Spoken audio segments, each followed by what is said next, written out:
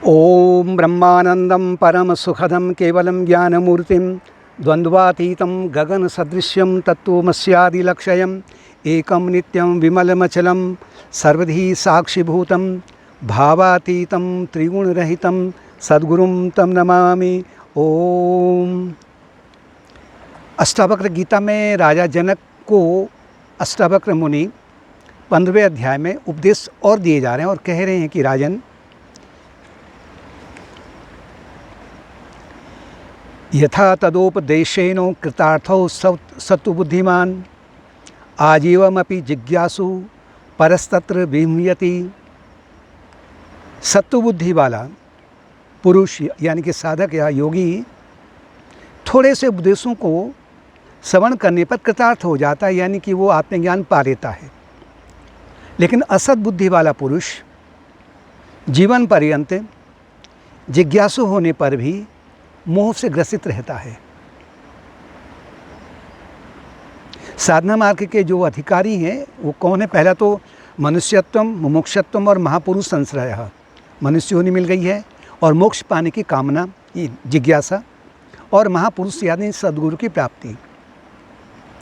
उसमें भी 3 प्रकार के इनको साधकों को या योगियों को 3 प्रकार के से बांटा जाता है। पहला है उत्तम प्रकार के जो अधिकारी हैं वो कुछ ही उपदेशों का श्रवण करने के बाद में मोक्ष पा लेते हैं, यानी कि हल्का जो उनके मानस पटल पर एक टेंजर एक धुंध है, वो धुंध हट जाती है।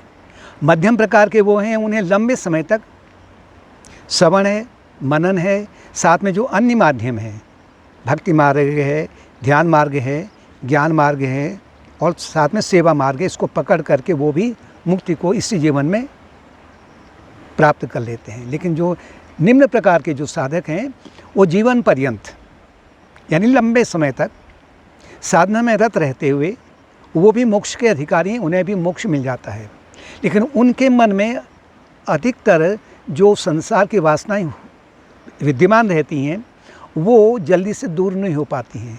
उन्हें दूर करने के लिए उन्हें कुछ समय की आवश्यकता होती है। इसलिए इन वासनाओं को, जो मलिन वासना है, मलिन वासनाओं को दूर करने के लिए साधक में क्या योग्यता होनी चाहिए उसको बता रहे हैं। शांतो दान्तः क्षमी सूरौ सर्वे इंद्रिय समन्वितः असक्तो ब्रह्म ज्ञानेच्छु सप्त साधु समागमः सदा साधु समागमः साधु बुद्धि सदाचारी यो भेदः सर्वदैवते। अर्थात आत्मज्ञान के मार्ग में जहाँ परमानंद का जो मार्ग है उसमें उस मार्ग को पकड़ने के लिए ये योग्यता भी आवश्यक हैं, अति आवश्यक हैं। शांतो यानी उसका स्वभाव शांत होना चाहिए, अर्थात मन द्वंद्वों से धीरे धीरे मुक्त होने का प्रयत्न करना चाहिए उसके मन को। दान्तः क्षमी सूरः, और अपने इंद्रियों पर भी उसको नियंत्रण में लाने का प्रयास करना चाहिए। क्षमी, क्षमावान हो, तुरंत एकदम से आवेशित नहीं हो जाना चाहिए। शूरः, शूर का तात्पर्य है कि बलवान यानी वीर, योद्धा जिसे कहते हैं, कि इस मार्ग में जो वीर है वो कौन है? कि जो आक्षेप सहन कर लेता है, क्रोध सहन कर लेता है या क्रोध को मिटा देता है।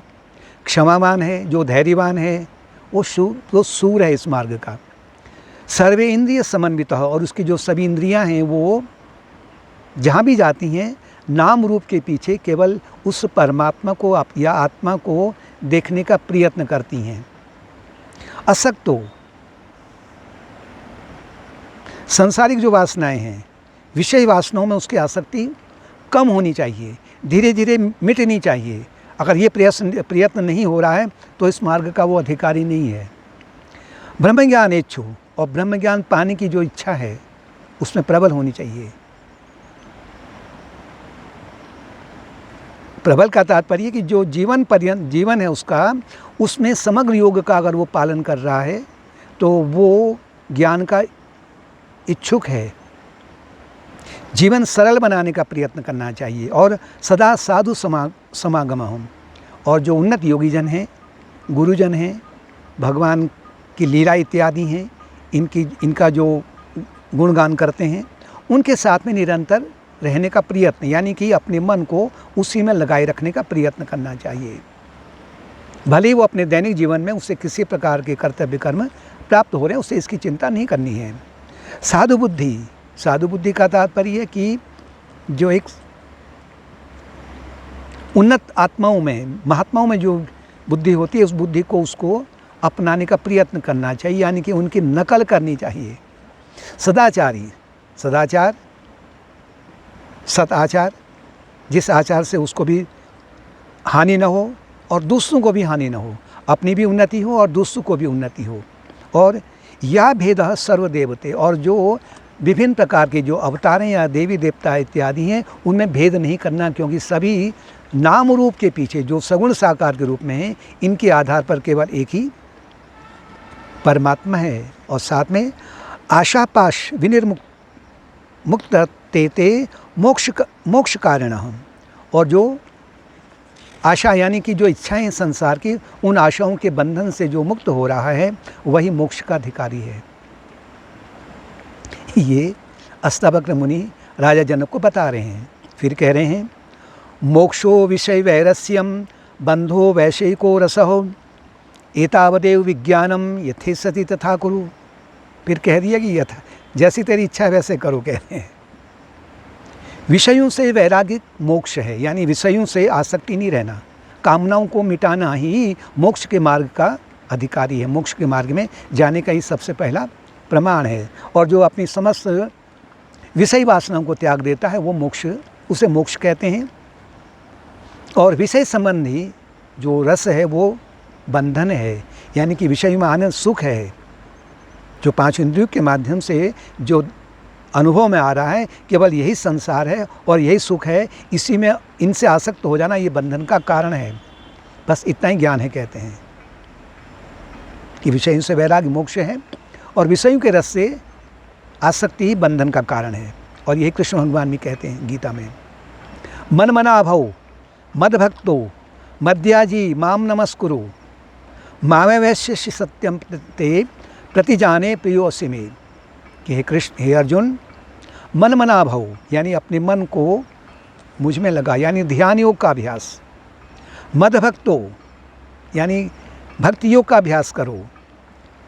मद्याजी, यानी जो भी यज्ञ कर रहा है, जो भी कार्य कर रहा है, तो बस उसको मुझे अर्पण कर दे, समर्पण कर दे शरणागति के भाव से। माम नमस्कुरु, और ज्ञान योग के माध्यम से सभी नाम रूप के आधार पर केवल एक आत्मन ही है, एक ही ब्रह्म है, ऐसा जानने से, ऐसा तो इनको अगर पकड़ लेगा चारों योगों को, मामे वैश्य सत्यम ते, मैं तुझे, तू मेरा प्रिय शिष्य है और मैं तुझे ये सत्य वचन कह रहा हूँ, प्रति जाने प्रियोऽसि मे, तू मेरा सबसे प्रिय है और इसी को तू सत्य जान, यानी समग्र योग का पालन करो। जिन्होंने पालन कर लिया है वो तो पार हो चुके हैं, लेकिन जो अन्य साधक हैं उनको इस मार्ग को अपनाना है।